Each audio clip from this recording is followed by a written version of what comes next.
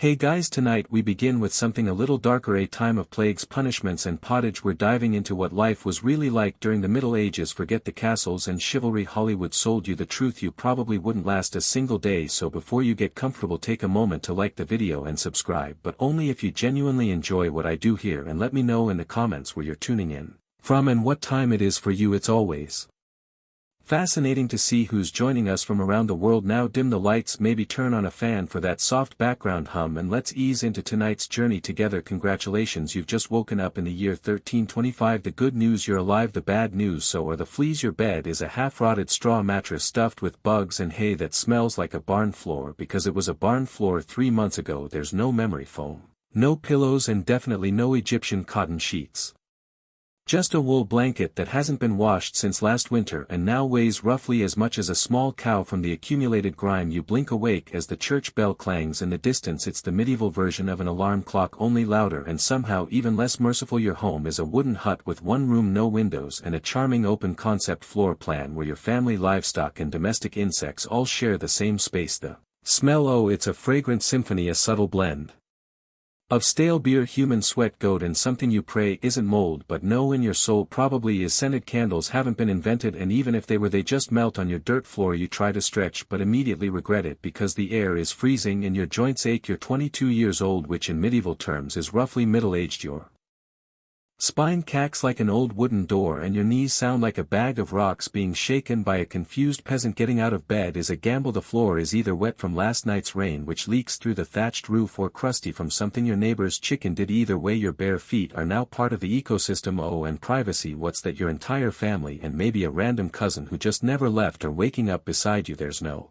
bedroom, no curtains, no me time, just communal everything. Welcome to morning in medieval Europe, where you're never truly alone because parasites, rodents and 8 other people are always with you, and this is just how your day starts. It only gets worse from here, so you've managed to crawl out of your medieval haystack of horrors. Congrats, now nature calls, and it's not calling politely, it's screaming. Here's the part where you start missing the modern bathroom. There's no toilet, no seat, no toilet paper, no flush, not even a mildly resentful plunger in the corner. In the 14th century, relieving yourself is an adventure, a social experiment, and often a small public event. If you're a peasant, your bathroom is likely a wooden bucket behind the house, which is already full because Uncle Wolf Stan had a rough night after eating bad turnips. The smell is biblical. You hold your breath, do your business, and then here's the kicker: toss it into the street. Yes, the street. You're supposed to shout something like garde à l'eau before dumping it out the window. That's old French for watch out below, although frankly no one ever moves fast enough. Streets in medieval towns are open sewers, a charming river of human waste, animal droppings and mystery liquids you'd rather not examine. If you're lucky enough to live in a town with public latrines, congratulations, you get to sit shoulder to shoulder with strangers in an outhouse where privacy is a myth and ventilation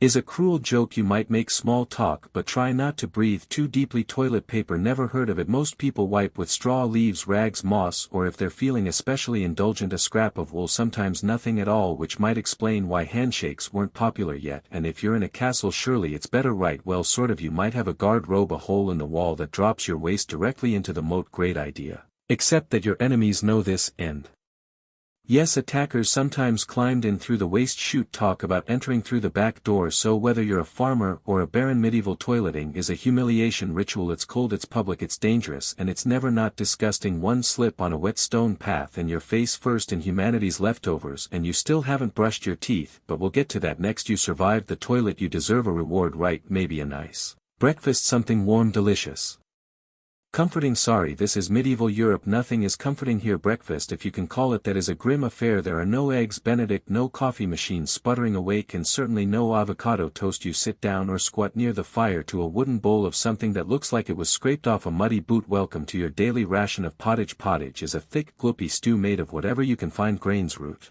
vegetables, maybe a few beans if you're lucky. It's been simmering in the same pot for days, sometimes weeks, and new ingredients are just dumped on top of the old ones. It's less of a recipe and more of an ongoing edible experiment. On the side, a hunk of bread so hard it could deflect arrows. It's made from coarse rye or barley flour, often bulked up with sawdust, ground up acorns or other creative ingredients, because wheat is a rich Man's fantasy. This loaf is not your friend, you don't slice it, you negotiate with it. What about drinks? You're not sipping orange juice or an oat milk latte, you're drinking beer. Yes, beer at 6 a.m. Why? Because the water is teeming with parasites and filth, so you start your day with weak ale, low alcohol, high survivability. Kids drink it too, no one's happy about it, but at least it won't kill you immediately. Want some meat or cheese? Dream on. That's for Sundays and saints' feast days, and only if your Lord is feeling generous. Most peasants don't eat meat more than a few times a year. As for fresh fruit, only when it's in season and not already fermented into wine. And don't even think about spices unless you're royalty. A pinch of pepper costs more than your monthly wages. Salt is valuable enough to be locked away, so you chew your gritty bread, gulp your medieval beer, and try not to think about the rat that may have nibbled your porridge in the night.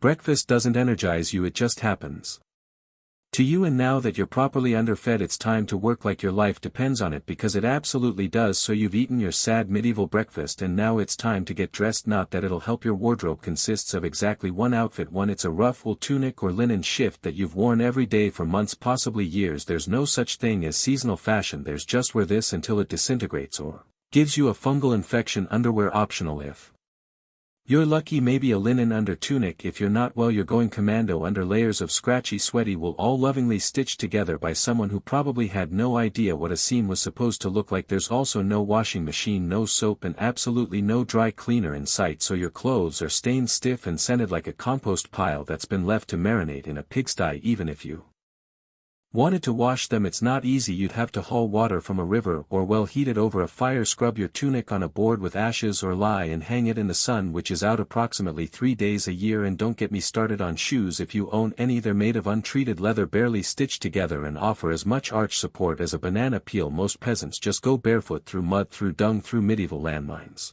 aka sharp rocks and disease puddles. All this means one thing: your skin hates you. You itch constantly. Fleas, lice, and bed bugs live rent-free on your body. Everyone has them. Nobles, lousy monks, itchy children, walking insect farms. No one escapes. You'll be scratching your armpit with a wooden spoon while chatting with the local priest, and no one will even bat an eye. Your skin is raw from rubbing your scalp, a battlefield of bites, and if you develop a rash, well, too bad. There's no dermatologist, no hydrocortisone, no one to tell you it's probably scabies. You just keep on suffering, and if you're lucky enough to not get an infection, great. That rash will simply accompany you for the next 6 months like an unwanted medieval sidekick. Now that you're dressed in misery and wrapped in discomfort, it's time to head outside and start working yourself to death. Now that you're fully dressed in itches and damp wool, it's time to flash that morning smile, except you don't, because in the Middle Ages smiling is a dangerous game. Not emotionally, dentally. There's no toothbrush, no toothpaste, no mouthwash, no floss. The concept of oral hygiene is about as popular as bathing, which is to say not very. Some people might chew on a twig or rinse with wine or vinegar, but for the most part your teeth are on their own and they're not doing well. By the time you hit your mid-20s, your smile looks like something pulled from a haunted crypt. Cavities are rampant.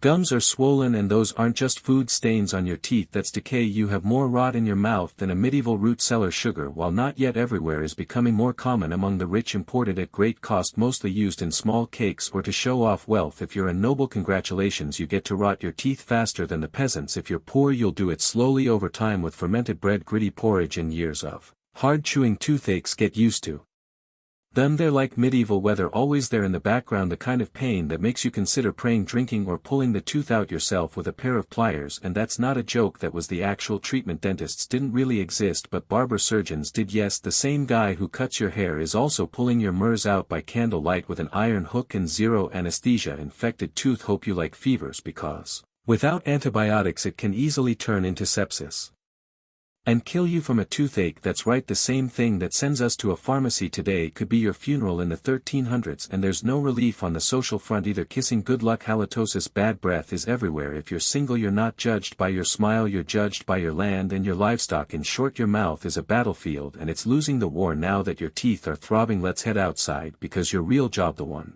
that will break your back, is just getting started. Time to head to work, except there's no office, no desk, no coffee break, and no chance of promotion. Your job, if you're like 90% of the population, is simple: don't die while laboring for someone else's comfort. You're a peasant, congratulations, that means you work the land. That belongs to a lord who probably doesn't remember your name. You rise with the sun and stop only when it disappears behind the trees. Your tools, a wooden hoe, a rusty sickle, and whatever bones are still intact in your body. There's no weekend, there's no clocking out, there's only sunrise to sunset 6 days a week. Sunday is off, but only if you're not harvesting, fighting off raiders, or praying feverishly for your infected toe to stop turning black. The work is brutal. Fields are plowed by hand or with oxen if you're rich enough to afford one. You dig ditches, sow seeds, pull weeds, and carry water until your spine begins to resemble the letter S. No one cares if you're tired, no one's asking how your mental health is doing. If you're a woman, surprise, you don't just do field work, you also care for children, clean, cook, spin, will, feed animals, and pretend your husband's lice infestation isn't slowly migrating to your side of the bed. Children, they start helping out around age 5. No school, no toys.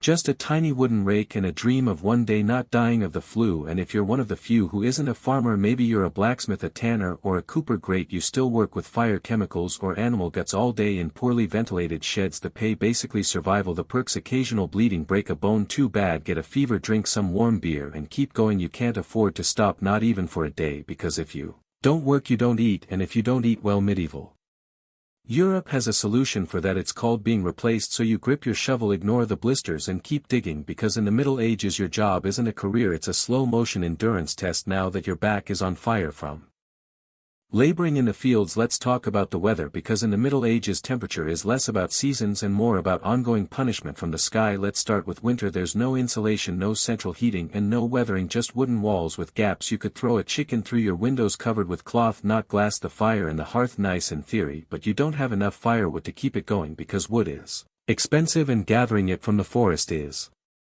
sometimes illegal. Yes, you can be executed for picking up the wrong stick from the wrong forest. You bundle up in your one damp wool tunic, huddle near the dying embers, and still wake up with your nose frozen, your feet permanently cold, often damp, your fingers so stiff they feel like tiny medieval popsicles. Frostbite isn't diagnosed, it's just called bad luck. Now fast forward to summer. Sounds better, right? Wrong. In summer your home turns into a clay oven. There's no fan, no cross breeze, and absolutely no deodorant. You sweat through your layers, but you can't remove them because showing too much skin is scandalous and also invites sunburn, insect bites, and social judgment. The flies are out in full force, attracted to your unwashed body and the smell of last week's goat stew that's still fermenting in the corner. Mosquitoes buzz by your ear while you sleep, assuming you can sleep through the sound of your neighbors yelling and babies crying in the fields. The sun bakes. You know, sunblock, no hat unless you fashioned one out of straw like a desperate scarecrow. And the worst part, you still have to work. Heatstroke is just called taking a bad turn, so you're either shivering in your own hell, wondering if your toes will make it to spring, or you're sweating through your only pair of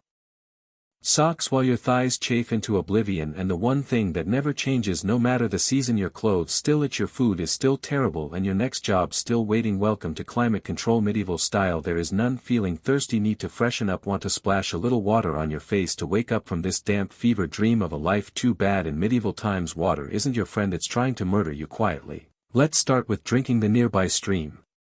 Looks fresh, bubbling, and clear like something out of a fantasy movie, but spoiler alert, it's not upstream. Someone just dumped a chamber pot into it, and if not that, then a dead pig is probably decomposing in it. Parasites, bacteria, and the entire microbial army of medieval Europe awaiting in every sip. That's why people drank beer, yes beer, even children. But before you imagine medieval kids doing keg stands, understand that it was small beer, weak in alcohol, strong in survival. Brewing boiled the water, so it was safer than whatever flowed through the town ditch. Wine was another option if you were rich enough to afford it and unconcerned with functioning properly before noon. What about bathing? Surely water was used for cleaning in theory, yes. In practice, absolutely not. See, back then people believed bathing actually opened your pores and let the disease, and that's right, washing yourself was considered medically risky. You were cleaner apparently if you never removed the protective layer of filth caked onto your skin. Communal bathhouse did exist, but they quickly gained reputations as places for gossip, scandal, and sometimes full-on medieval extracurriculars. So naturally the church got involved and shut many down. Even if you did want to bathe, it was a full production. You'd need to fetch water from the well, boil it over a fire, fill a wooden tub that leaked, and then pray no one else in the house used it before you, or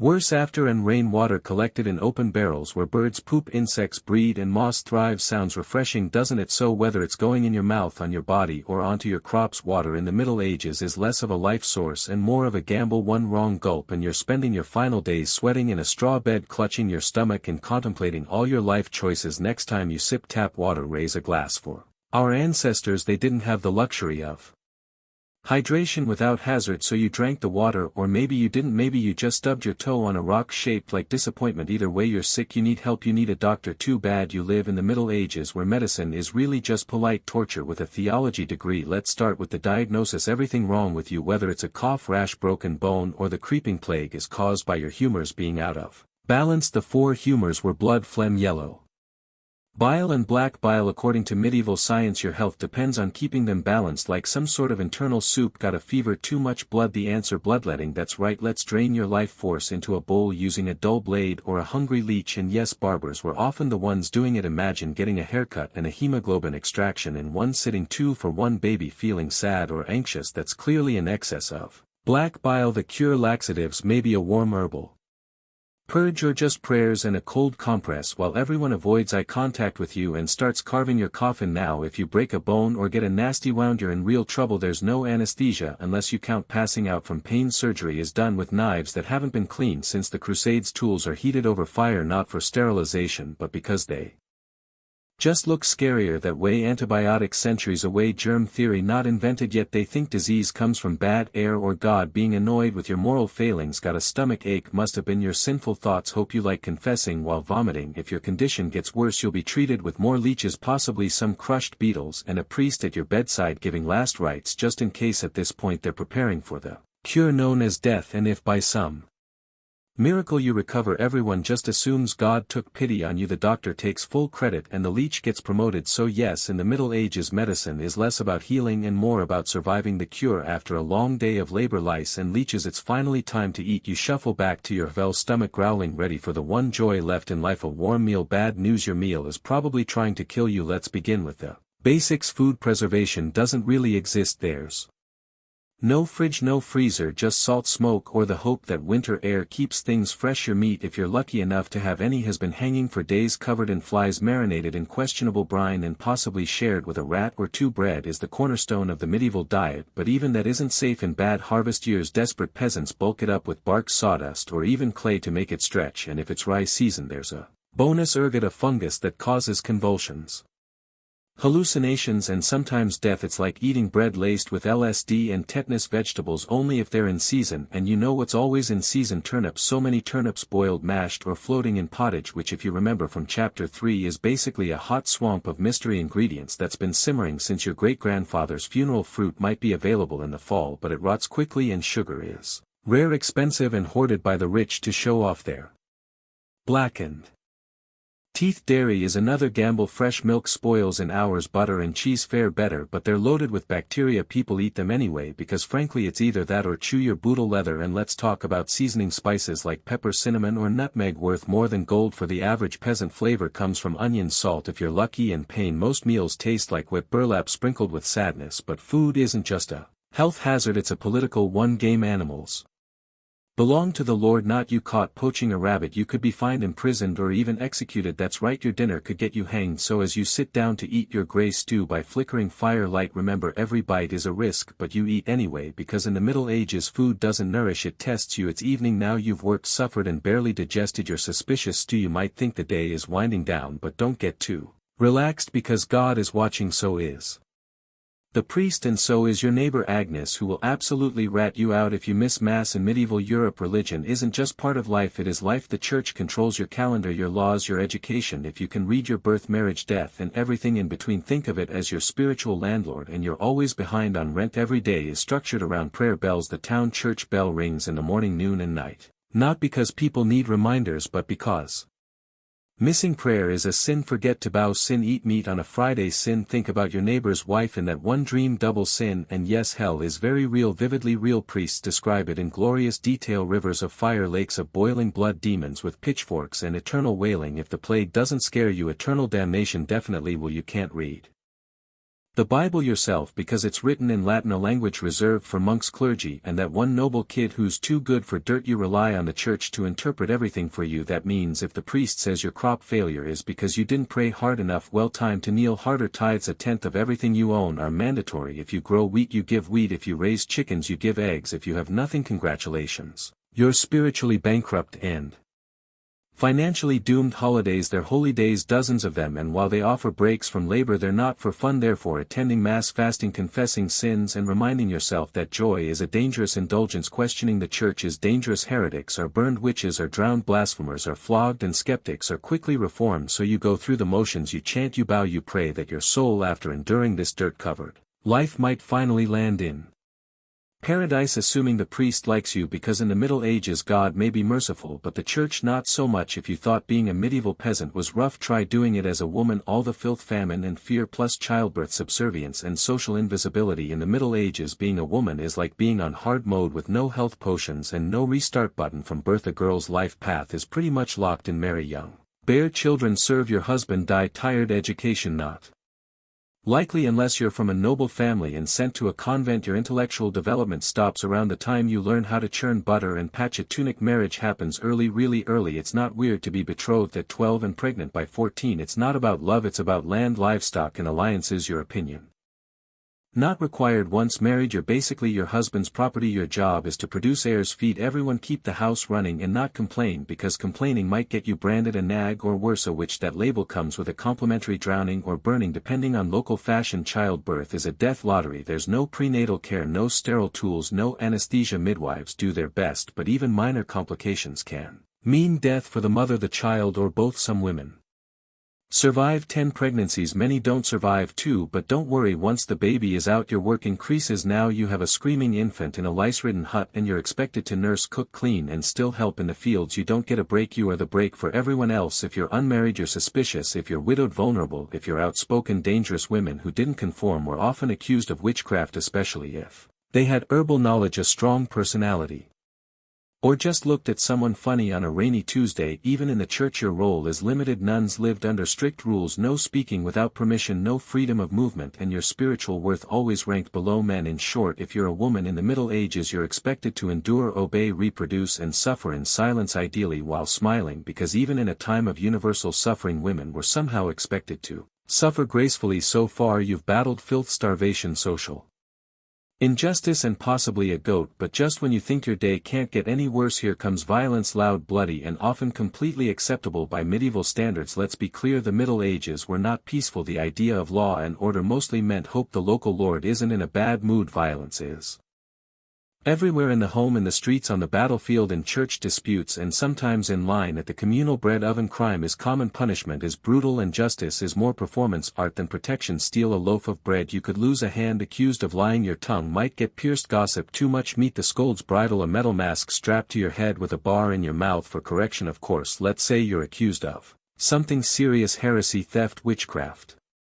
How do you prove your innocence? By being tortured, obviously. Welcome to trial by ordeal. One version, you stick your hand in boiling water to retrieve a stone. If it heals without infection in 3 days you're innocent, if not you're guilty. Another option, you're tossed into a river. If you sink you're innocent and probably dead. If you float you're guilty and will be punished anyway. It's like a medieval game show where the prize is survival and the host is actively rooting against you. And if you're sentenced to death, that's a public event. Executions are performed in front of cheering crowds, hangings, beheadings, burnings. Sometimes people bring snacks. It's the medieval equivalent of cable TV. Domestic violence completely normal. Husbands were allowed, even expected, to discipline their wives and children. Street fights commonplace. You could be beaten just for looking the wrong way at a noble's horse. And war always simmering. Local feuds, territorial disputes, religious crusades. Someone's always marching off to stab someone else in the name of honor, God, or boredom. Violence isn't a breakdown of society in the Middle Ages, it is society. Everyone lives with the constant knowledge that life is fragile, justice is arbitrary, and your neighbor might bash your head in over a pig. So walk carefully, keep your eyes down, and never trust anyone with a club. At this point you've made it through the lice, the leeches, the laundryless misery, and the looming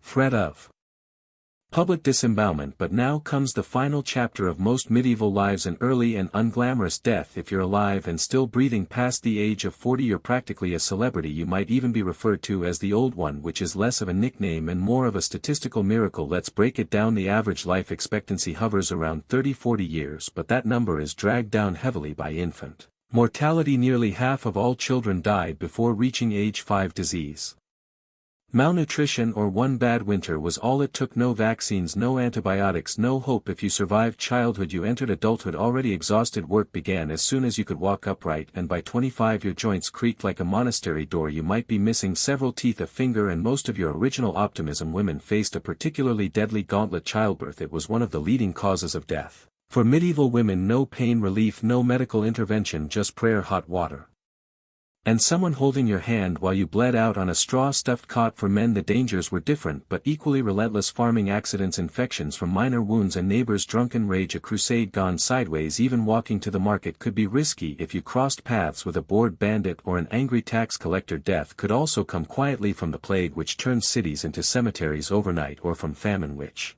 could last entire seasons, thinning out entire villages, or from bad luck like eating spoiled grain and spending your final hours hallucinating and screaming at the walls. And funerals, you were lucky if you got one. Bodies were often buried quickly to avoid disease. No embalming, no polished coffins, just a hole, a few murmured prayers, and a shallow mound of earth if there was enough space left in the churchyard. So yes, in medieval times life was brutal, short, and constantly under siege by death in all its casual forms. You didn't retire, you just stopped showing up. And speaking of exits, let's move on to your final chapter. The medieval dream dies. So how's your day been? You've woken up in filth, relieved yourself into a bucket, brushed your teeth with wishful thinking, nearly passed out from hunger, worked until your spine cried for mercy, scratched your way through itchy wool, prayed to not get plague, and barely dodged a public execution for owning a squirrel. Welcome to a single day in medieval Europe.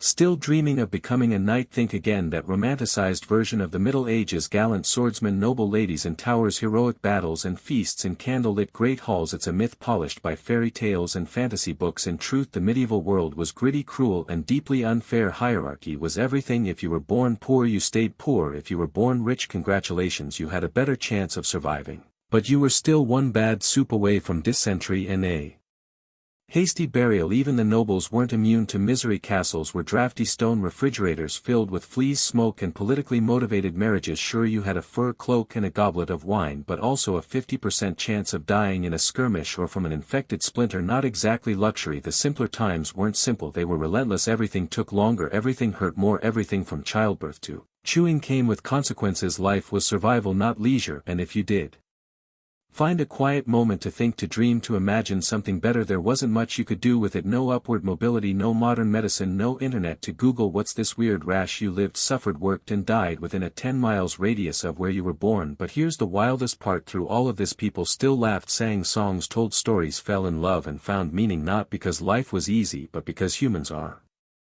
stubborn like that. Even in the darkest chapters they made space for light. So tonight, when you slip into your clean bed with indoor plumbing, antibiotics, and central heating, maybe say a quiet thank you to the modern world and to your ancestors who fought rats, famine, and feudalism so you wouldn't have to. Long before she was Catherine the Great, Empress of all Russia, mistress of reform and icon of ambition, she was simply Sophie, born Sophie Frederica Augusta von Anhälst in 1729. She was the daughter of a relatively obscure German princely family. Her tiny Dush in Pomerania offered little in terms of power, but Sophie herself, she had something no title could provide: razor-sharp intelligence, relentless charm, and a quiet burning hunger for greatness. Her upbringing was strict. Her mother Johanna was cold and calculating, not a warm nurturing figure but a social climber obsessed with status. Sophie's father, a Prussian officer, was more distant than disciplinary. From a young age Sophie learned to walk the fine line between obedience and cunning. She read voraciously, spoke multiple languages, and learned how to observe a room before speaking in it, skills that would soon become survival tools in one of Europe's most brutal courts. When the Russian Empress Elizabeth Petrovna began searching for a wife for her heir, Grand Duke Peter, she looked beyond Russia's borders. Peter himself was of German descent, and Empress Elizabeth believed a foreign